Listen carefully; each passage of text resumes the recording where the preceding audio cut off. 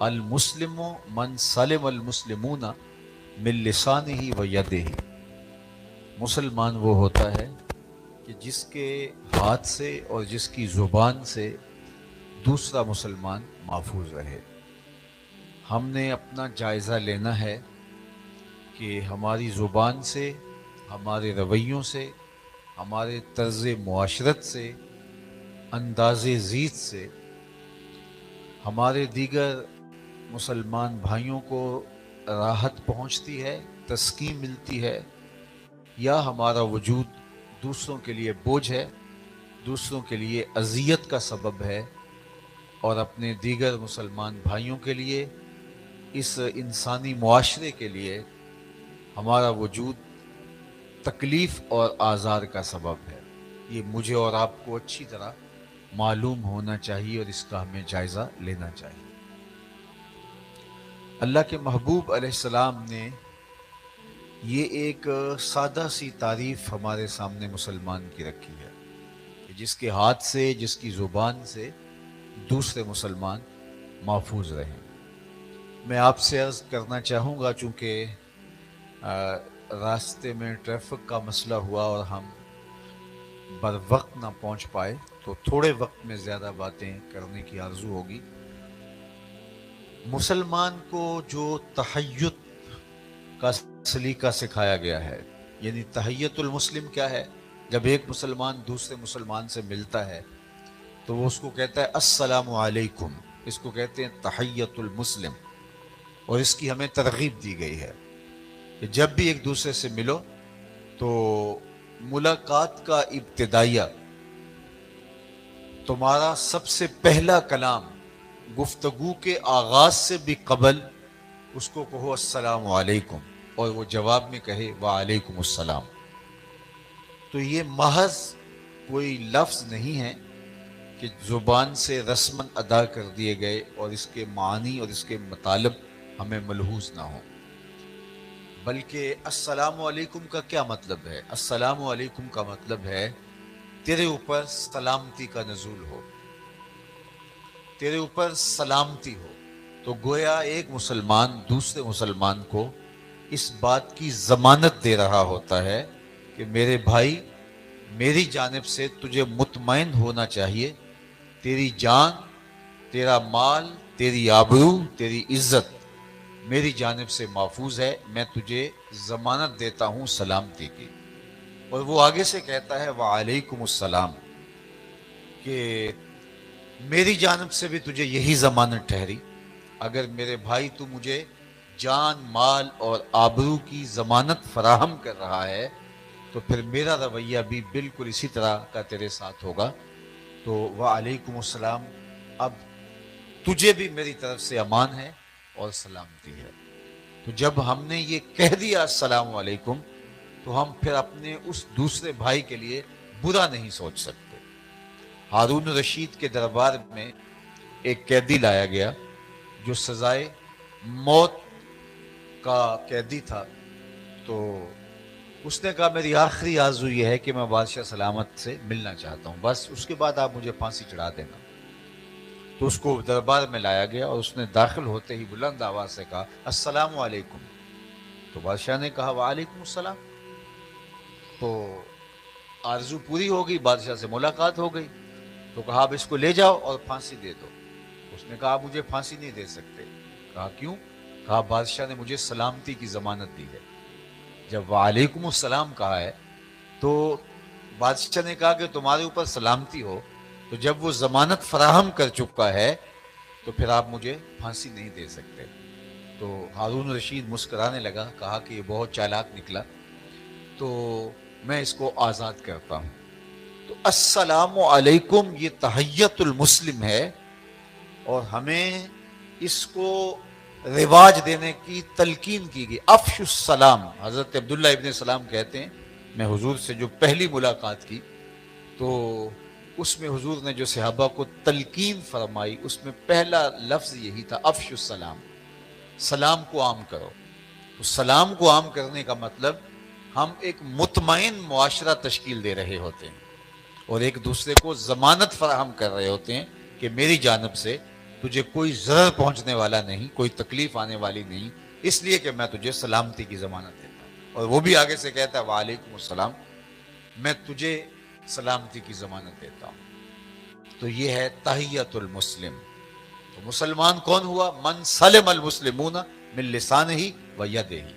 بلکہ اسلام اس سے آگے بڑھ کر کسی مومن کے لیے ہمارے سینے میں بغض، نفرت اور کوئی ایسی چیز نہ ہو جو ہمارے دل کو میلا کرے اور کسی کی دشمنی پر ابھار دے۔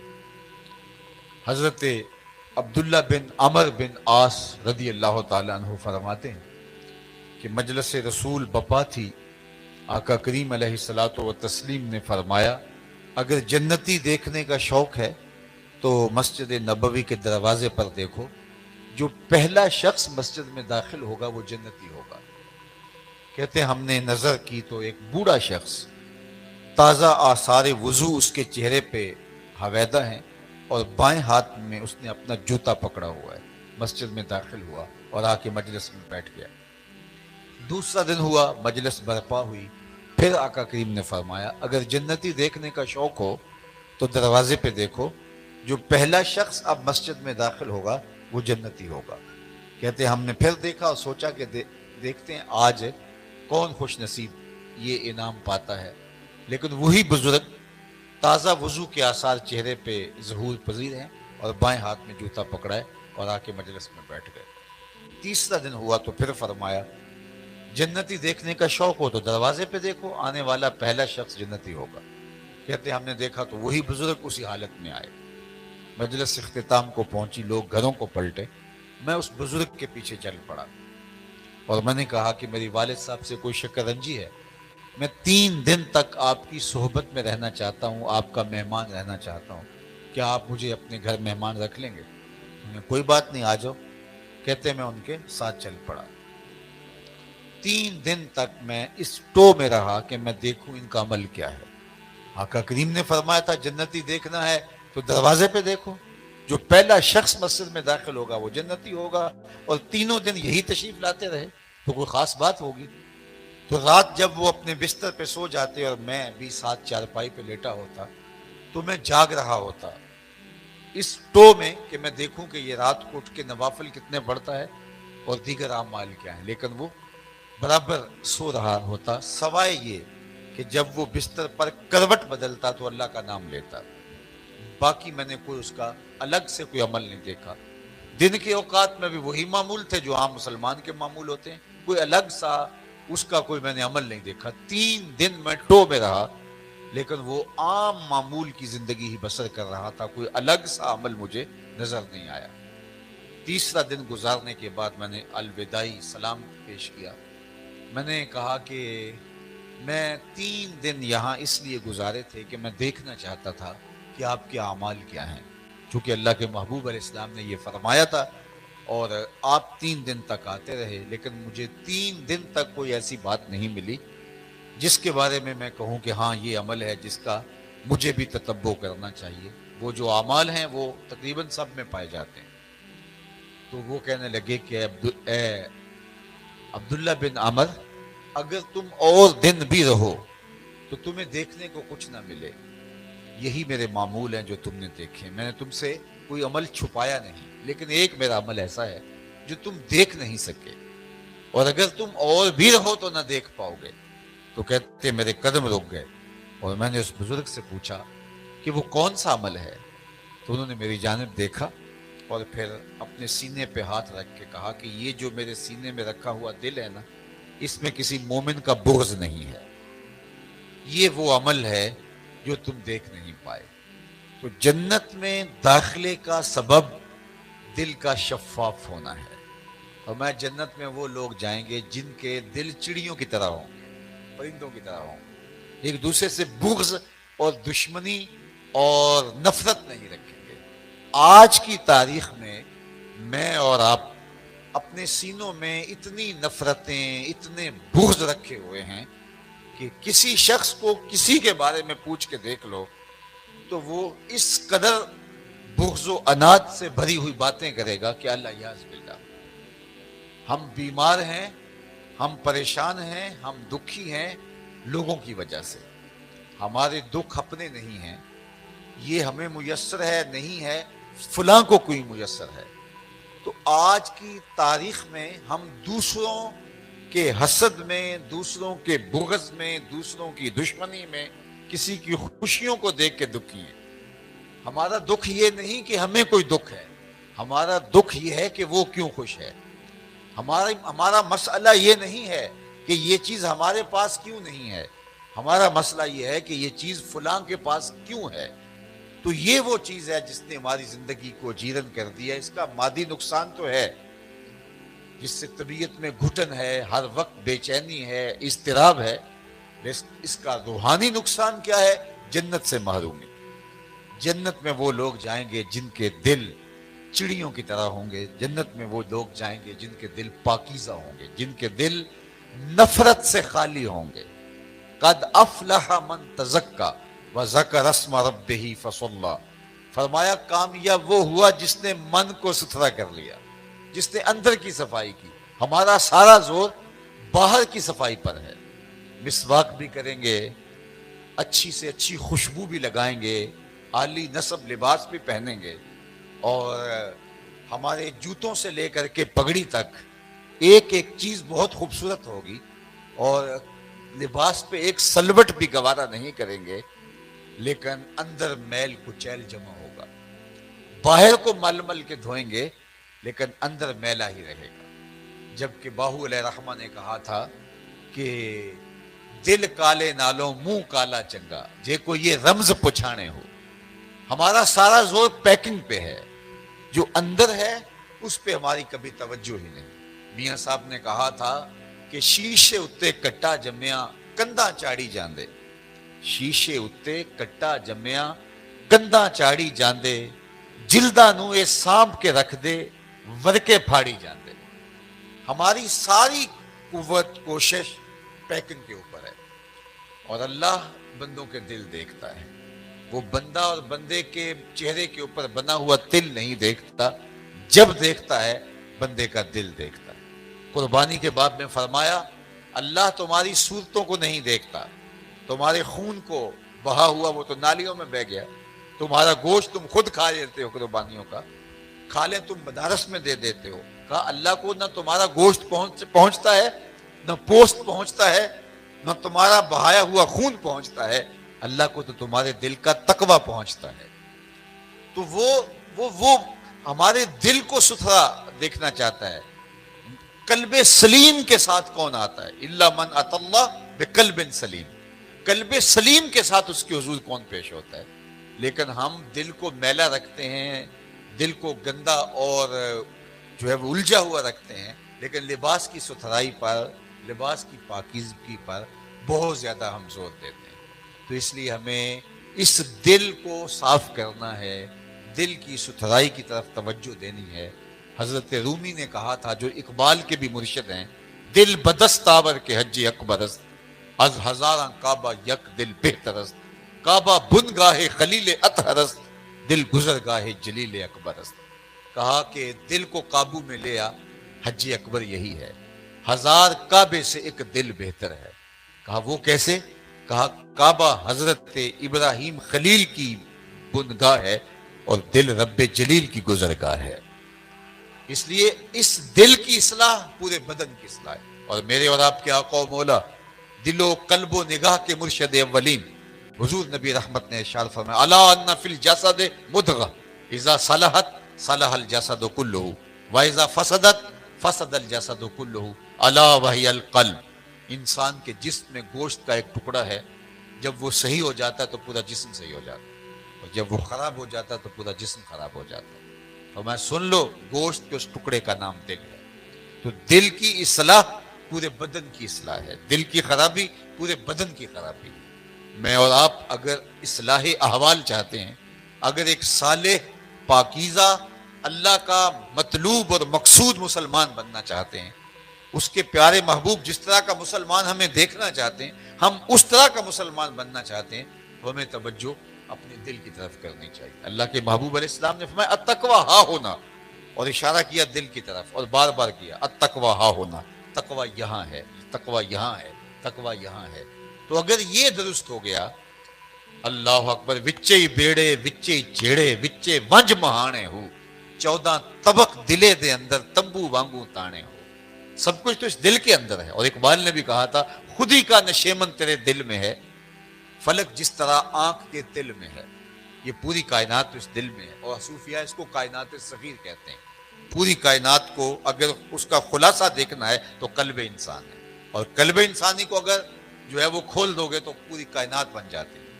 تو اس کی اصلاح پورے بدن کی اصلاح ہے، اور فرد کی اصلاح سے خاندان کی اصلاح ہوتی ہے، اور خاندان کی اصلاح پھر معاشرت کی اصلاح کی ضمانت بنتی ہے، اور معاشرے پھر جو ہے وہ ایک سالے سانچے میں ڈھل جاتے ہیں اور ایک دوسرے کے لیے باعث ضرر نہیں رہتے، معاون بن جاتے ہیں، تو وہ معاشرہ جنت نظیر بن جاتا ہے۔ آج ہم جنت میں جانے کی آرزو رکھتے ہیں، لیکن ہم اس معاشرے کو جنت بنانے کی کوشش کیوں نہیں کرتے؟ جنت کا نقشہ جو اللہ نے قرآن میں بیان کیا ہے، ہمارے اکثر خطیب تو حوروں کا ہی ذکر کرتے ہیں، اور حوروں کے لباس سے لے کر کے ان کے اعضاء کی ساخت تک نقشے کھینچتے ہیں۔ میں انکار نہیں کرتا، جنت کی نعمتوں میں سے ایک نعمت حور بھی ہے، لیکن وہ اقبال نے کہا تھا امید حور نے سب کچھ سکھا رکھا ہے وائز کو، یہ حضرت دیکھنے میں سیدھے سادے بھولے والے ہیں۔ تو صرف حور ہی جنت کا تعارف نہیں ہے، جنت کا ایک لطیف تعارف میرے رب نے کروایا، ذرا دیکھیے جنت کیا ہے۔ لا یسمعون فیہا لغوا ولا تاثیما، جنت کا یہ نقشہ میرے رب نے بیان کیا۔ کیا؟ جنت وہ مقام ہے جس مقام پر آپ کو لغو بات سننے کو نہیں ملے گی، یعنی کوئی ایسی بات جو آپ کی طبیعت پہ شاک ہو، جو آپ کی طبع پہ گراں گزرے، جو آپ کی طبیعت کے اوپر بوجھ ہو، اور جو آپ کے اوپر جو ہے وہ شاک ہو۔ جنت ایسا پاکیزہ اور پرسکون مقام ہے کہ جہاں لا یسمعون فیہا لغوا ولا تعظیما، نہ تو وہاں کوئی لغو اور بیہودہ بات سننے کو ملے گی، اور نہ ہی کوئی بیہودہ لہجہ سننے کو ملے گا، نہ جنت کے اندر آپ کی کانوں کی سماعتوں پر کوئی گراں لفظ آپ کو سننے کو ملے گا، نہ کھردرا لفظ سننے کو ملے گا، نہ سخت لفظ سننے کو ملے گا، ولا تعصیما، اور نہ ایسا کوئی عمل دیکھنے کو ملے گا جس کو اسم کہا جا سکتا ہو، جس کو گناہ کہا جا سکتا ہو، جو ضرر کا سبب اور تکلیف کا سبب اور ذریعہ ہو۔ تو یہ جنت کا نقشہ ہے۔ جنت حاصل کرنے کے لیے اس دنیا کو جنت بنانا پڑے گا۔ اگر جنت حاصل کرنے کے لیے ہم نے جو ہے وہ ہمسائے کے گھر کو ہم نے اذیت کدہ بنا دیا ہے، میں تو یہ بات بھی اپنے دوستوں کو کہتا ہوں کہ آپ اگر جنریٹر بھی لگاتے ہیں تو وہ بھی اس انداز سے لگائیں کہ ہمسائے کی نیند اچاٹ نہ ہو، اس کے شور و غل سے، اس کی آواز سے۔ آپ تو بند کمرے میں اے سی لگا کے سو گئے اور جنریٹر باہر چل رہا ہے، لیکن جس کے گھر کی کھڑکیاں بھی پوری نہیں ہیں تو وہ گرمی میں جلس تو رہا ہی ہے، وہ اس اذیت سے بھی گزر رہا ہے۔ تو جنت کا نقشہ یہ بیان کیا گیا، لا یسمعون فیہا لغوا ولا تعصیما۔ تو مجھے اور آپ کو اگر جنت میں جانا ہے تو اس دنیا کی زندگی کو جنت بنانا پڑے گا، لوگوں سے درگزر کرنا پڑے گا، لوگوں کی غلطیوں کو معاف کرنا پڑے گا، لوگوں کے لیے اپنے دل کو کشادہ کرنا پڑے گا، لوگوں کے لیے ہمارا وجود ضرر کا سبب نہ ہو۔ اللہ کے محبوب نے ایک جامع جملہ ارشاد فرمایا، خیر کی چابی بن جاؤ، شر کا تالا بن جاؤ۔ یعنی اگر تم چاہتے ہو کہ اللہ کی قربت حاصل کرو تو تمہیں یہ کرنا ہوگا کہ تم خیر کی چابی بن جاؤ، جہاں جاؤ وہاں خیر کے در کشادہ ہو، اور شر کا تالا بن جاؤ، جہاں برائی بھی ہو رہی ہو تمہارے وجود کی وجہ سے وہ برائی جو ہے وہ دم توڑ جائے، نہ یہ کہ ہمارا وجود شرر کا سبب ہو، ہمارا وجود جو ہے وہ زہر کا سبب ہو، ہمارا وجود برائی کا منبع و مصدر ہو، اور ہم جہاں جائیں وہاں غیبت کا بازار گرم ہو جائے، جہاں ہم جائیں وہاں جو ہے وہ دشمنی ابھرنے لگے، جہاں ہم جائیں وہاں بہتان تراشی کا بازار گرم ہو، جہاں ہم جائیں وہاں نفرت کے بھبوکے پھوٹنے لگ جائیں، تو پھر ہم کیسے مسلمان ہیں؟ ہمارا وجود اللہ کی مخلوق کے لیے راحت کا سبب اور ذریعہ ہو۔ اور السلام علیکم جو تحیت المسلم ہے وہ ہمیں یہی سکھاتا ہے کہ السلام علیکم، تمہیں اب میری جانب سے پریشان ہونے کی ضرورت نہیں ہے، یہ جب ہم رواج دیں گے تو پھر کیسا ہو سکتا ہے کہ ہم کسی کی آبرو پہ حملہ آور ہو. میں بھی ایک دیہات کا رہنے والا ہوں اور آپ بھی اس دیہات کے رہنے والے ہیں یا اطراف کے بسنے والے ہیں. ہم جب بچے ہوتے تھے تو ہم یہ سنتے تھے کہ گاؤں میں کسی ایک شخص کی بیٹی پورے گاؤں کی بیٹی ہوتی. لیکن یہ قدریں پامال ہو گئیں. اب جس کی بیٹی ہے اسی کی بیٹی ہے. باقی درندے بستے ہیں, وحشی بستے ہیں, اور جو ہے وہ شہوتوں سے بھرے ہوئے ریچھ پنپ رہے ہیں ہمارے گھروں کے اندر. یہ دور موجود فتنے کا دور ہے. آج جو کچھ ہمارے اداروں میں, یونیورسٹیز میں, ہمارے کالجز کے اندر ہو رہا ہے, آئے دن خبریں ہم سن رہے ہوتے ہیں. تو یہ کیا ہے؟ ہمارے دیہاتوں میں, ہماری گلیوں میں, دیہات تو ایک تقدس ماحول کا نام ہوتا تھا, ایک پورا خاندان اور ایک فیملی ہوتی تھی. آج دیہاتوں کا وہ تقدس ٹوٹ گیا, اقدار دم توڑ گئے, اخلاقی ہستہ ختم ہو گئے. آج بڑوں کی عزت ختم ہو گئی, چھوٹے شوخ چشم ہو گئے. اور نتیجہ کیا ہوا؟ اقبال نے تو ایک صدی قبل کہا تھا, نوجوانہ چوزنا مشغول تن, از حیا بیگانہ پیرانے کہن, دخترانے او بچشم خود اسیر, شوخ چشموں شوخ بینوں خردہ بین, ساختہ پرداختہ دل باختہ, ابرواں مثل دو تیغے آختہ. اقبال نے کہا تھا کہ جس دور میں میں جی رہا ہوں اب وہ دور آ گیا ہے کہ نوجوان عورتوں کی طرح سجنے سورنے لگ گئے ہیں, ہر وقت کنگھی پٹی کے چکر میں رہتے ہیں, اور جو بوڑھے ہیں ان کی آنکھوں سے بھی حیا رخصت ہوتا چلا جا رہا ہے. اور جو خواتین ہیں وہ اپنی آنکھ کی اپنی خود عاشق ہو گئی ہیں, اور ہر وقت بند سور کے رہنا اور ابروؤں کو تیغوں کی طرح تیار کر کے جو ہے وہ دلوں کو کاٹتے پھرنا ان کا شغل بن گیا ہے. لیکن یہ ایک صدی قبل کی کہانی ہے. آج کی تاریخ کے اندر ہمارا معاشرہ نہیں رہا. آخرت کے اندر تو جو جہنم اور یا جنت وہ فیصلہ آباد میں ہونا ہے, ہم نے اس معاشرے کو جہنم بنا لیا ہے اور جہنم کے اندر ہم زندگی گزار رہے ہیں. حضرت نبی رحمت صلی اللہ علیہ وسلم کے سینہ یطہرت پہ اترنے والی پاکیزہ کتاب قرآن مجید میں اللہ تعالیٰ نے فرمایا کہ وہ اس بات پہ قادر ہے کہ تمہارے اوپر سے بھی عذاب نازل کرے اور تمہارے نیچے سے بھی عذاب نازل کرے. حضرات مفسرین نے کہا کہ اوپر کا عذاب یہ ہے کہ تمہارے اوپر پتھر برسیں, اور نیچے کا عذاب یہ ہے کہ زلزلے آئیں یا زمین بنجر ہو جائے, فصل دینا چھوڑ جائے. تو یہ اوپر نیچے کا عذاب ہے. لیکن رئیس المفسرین حبر الامہ حضرت عبداللہ ابن عباس رضی اللہ تعالیٰ عنہ اسی آیت کریمہ کی تفسیر میں فرماتے ہیں, نہیں, اوپر کا عذاب یہ ہے تمہارے حکمران نااہل ہوں, اور نیچے کا عذاب یہ ہے تمہاری اولاد نافرمان ہوں. یہ اوپر اور نیچے کا عذاب ہے جہاں قومیں جکڑی جاتی ہیں. میں کسی مخصوص حکومت کی بات نہیں کرتا, لیکن جب سے ہم نے آنکھ کھولی ہے ہمارے اوپر جو آئے ہیں بدترین لوگ آئے ہیں. اس کی وجہ کیا؟ کہ ہم بدترین ہیں. تبازروا اتعمر لکم. حجاج بن یوسف سے کسی نے کہا تھا کہ تم اچھے حکمران کیوں نہیں بن جاتے؟ تو اس نے 2 لفظوں میں جواب دیا تھا, تبازروا اتعمر لکم, تم ابو ذر بن جاؤ میں عمر بن جاتا ہوں. جب رعایا ابو ذر غفاری جیسی ہو, حکمران عمر جیسے ہوتے ہیں. تو آج میں اور آپ جس جگہ پہ کھڑے ہیں یہ ہماری سزا ہے کوتاہیوں کی. ہم اپنے اپنے دائرے میں ظالم ہیں, اپنے اپنے دائرے میں چور ہیں, کوئی چھوٹا چور کوئی بڑا چور. جہاں ہمارا بس چلتا ہے ہم کم نہیں کرتے, اور یہ معاشرہ جینے کا معاشرہ نہیں رہا, اور ہم نے اس کو خود جہنم بنایا, اور اس جلائی ہوئی آگ کے اندر خود جلس رہے ہیں. ہماری اپنی بیٹیاں بہویں, ہم اپنے بیٹے, ہم اپنے بوڑھے اس کے اندر, اس آگ کے اندر جل رہے ہیں, اور ہم اس جہنم سے نکلنا بھی نہیں چاہتے. تو اس جہنم سے اگر نہیں نکلیں گے تو اس جہنم سے کیسے بچ پائیں گے؟ اس دنیا کو جنت نہیں بنائیں گے تو اس جنت کے حقدار کیسے ہو سکتے ہیں؟ تو صالح پاکیزہ معاشرہ, قو انفسکم واہلیکم نارا